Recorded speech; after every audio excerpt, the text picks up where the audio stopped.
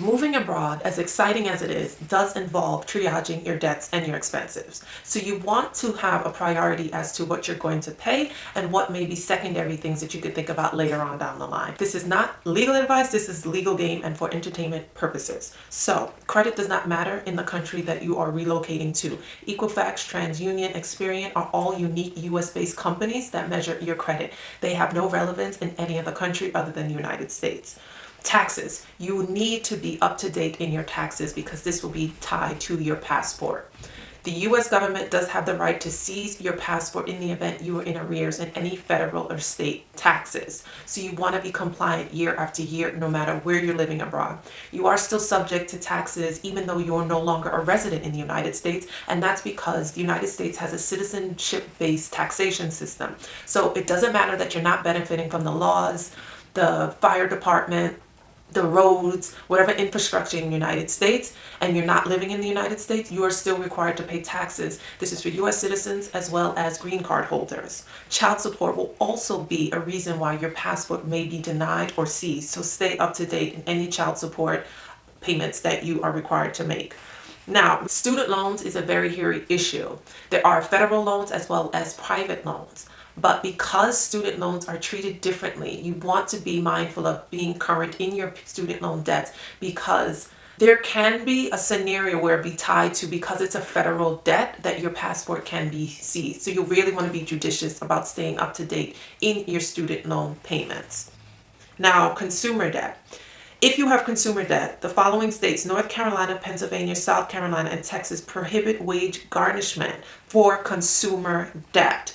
That is credit card debt or payday loan type of debt. So again, these states, North Carolina, Pennsylvania, South Carolina, and Texas, prohibit you from having to deal with wage garnishment if you owe debts and are residing in these states prior to you moving abroad. There's a federal limit as to what the federal government allows states to garnish. So per federal law, 75% of your earnings are exempt, or 30 times the federal minimum wage, whichever is greater is exempt. So either 75% of your earnings are exempt or 30 times the federal minimum wage, which is $7.25, are exempt from garnishment, whichever is greater. So let's say you have $500 disposable earnings per week. You get paid per week $500. The greater of the two, 75% of 500 is $375, or 30 times the federal minimum wage is $7.25, which is $217.50. So whichever is greater, this being the $375, is exempt. So the federal government will use that amount to determine how much is exempt. So in this case, $375 is exempt from garnishment, allowing the creditor can only take $125 from your weekly paycheck. So if on the other hand you earn $217.50 per week or less, then your wages cannot be garnished at all. So that is the cap that the federal limit sets, and states can refine it, but they can't exceed that 75% amount. So yes, some states follow the federal guidelines that cap it at 75% of your earnings is exempt. Whichever is greater will be exempt, or they refine it and set larger amounts that are exempt, meaning you get to take home more if a garnishment order is executed against you. But this does not apply if you live in the 4 states that I mentioned previously. A few states, as I said, have prohibited garnishment altogether. So the steps you want to take in the event you have some accounts that are in arrears and facing collections, you want to get out ahead of it. You want to avoid garnishment at all costs because it's an inconvenience, it's a hassle, and you will be overseas, and it will be difficult for you to call the bank or facilitate any sort of hearing to stop or delay the garnishment, because you will have to provide some sort of court documentation in order to suspend the garnishment. That's difficult to be done when you're in another country unless you have some representation in the states that could stand in for you, which is why I mentioned in my previous video to have a power of attorney. I will link that video. Get out in front of it, take in front before in front takes you if you have collections. That's just judicious. If you have debt that's already been sold to third-party creditors, this is also a really good time to negotiate to pay pennies on the dollar of the debt that has been sold to third-party creditors. So for example, if your original debt is with Citibank and Citibank has sold it to like those collection agencies, for example. I'm making this one up, personal recovery services. So Citibank said, okay, we're not getting anything from this account. They closed the account. They report to the IRS that this account is at a loss, but they still make money because they sell the debt to these third-party collectors. So the third-party collectors then come after you in order to collect on this debt. So you have time to negotiate with these third parties and you have a lot of leverage. This debt is bought for pennies on the dollar.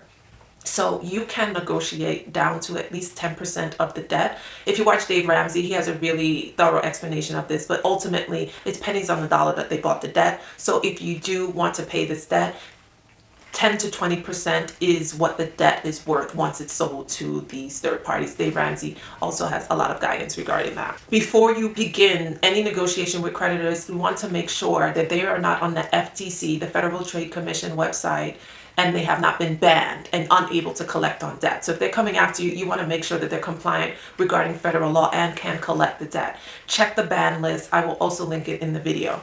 Also, you want to check the statute of limitations. The statute of limitations is what bars a lawsuit from ensuing against you. In some states, for consumer debt, it can be 2 years or 3 years. So if that amount of time has lapsed, you owe the debt and they have forfeited the opportunity to come after you within that 3 years or 7 years in some states, then that could be a defense if they try to bring a case against you in court or try to pressure you into paying the debt. Again, you want to check your state as to the statute of limitations for consumer debt. Every state is different. In New York, for example, the statute of limitation for consumer debt is 3 years. It previously was 6 or 7 years, but it has been reduced to 3 years. So if a creditor contacts you and says, oh, you owe this type of money, if this debt is from 2017, they are barred pursuant to the statute of limitations for collecting this debt, but you have to assert this claim before you begin negotiating. So you want to have this information beforehand. You decide to negotiate with the creditor.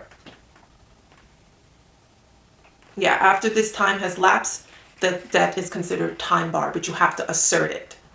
And you cannot assert it if you already began making payments. So you have to be really aware of this before you negotiate. Certain debts are exempt from garnishment. That's Social Security, disability benefits, veteran benefits, unemployment insurance, child support payments, spousal support or maintenance, workers' compensation are all protected from garnishment for consumer debt. This means that creditors, including banks and credit card companies, cannot access these benefits to pay off debts. Pensions, also a separate category similar to Social Security. If your debt collectors have a court order to seize your bank account, the pension debit deposited into your bank account is also protected if it falls under an ERISA plan. ERISA stands for Employee Retirement Income Security Act of 1974. It's a federal law that prohibits judgment creditors from going after money in pension plan that was set up pursuant to an employee retirement income security plan. So to be protected, for your pension to be protected, it has to fall under an ERISA plan. It's easy to check to see if your plan qualifies. Most employers do facilitate pensions and meet the ERISA requirements, therefore exempting the pension from being garnished. While some do not, but most of them are covered under ERISA. Some IRAs are not covered under ERISA. Some IRAs and Roth IRAs are not. These pensions could be at risk for garnishment for consumer debt. So examples of ERISA qualified pension plans are 401k accounts, pensions, profit sharing plans, group health and life insurance plans, dental and vision plans, and HRAs, HSAs, and accidental death or disability benefits. There are some limited circumstances when a judgment creditor may be able to get to your ERISA account, such as for a quadro order, or like I said, tax garnishment. That is the IRS, the federal government, or the state government. They have more power than any private creditor. Some states are even more strict, such as New York, which prohibit collection, garnishment of ERISA or non-ERISA accounts, but you want to check the requirements in your state. If you need more guidance regarding this, I do have a Move Abroad program where we walk through these sorts of incidentals so you know exactly what to do and what you need to be thinking about. Not only that, we walk through the visa process, your residency requirements, your health insurance in the United States if you have it, or if you're a recipient of Medicare and Medicaid, as well as how to facilitate getting insurance in the new country. It's a very comprehensive plan to cover all the components of moving abroad. The link is in the description box. Also, the medical tourism trip dates are still approaching, so if you're one of the many Americans that have inadequate health insurance and you would like the opportunity to have a comprehensive physical by doctors, body scans, biometrics, dental visits, dental exams, and this is a really good opportunity for you to get a comprehensive plan without having to deal with the angst of scheduling 15 different appointments to 15 different specialists. Not only that, it's also included, it's a vacation, it's a time to see a really beautiful country. So if you're interested in becoming a medical tourist, linked in the description box. Let me know if you have any questions regarding this video, and I will see you next time. Bye-bye.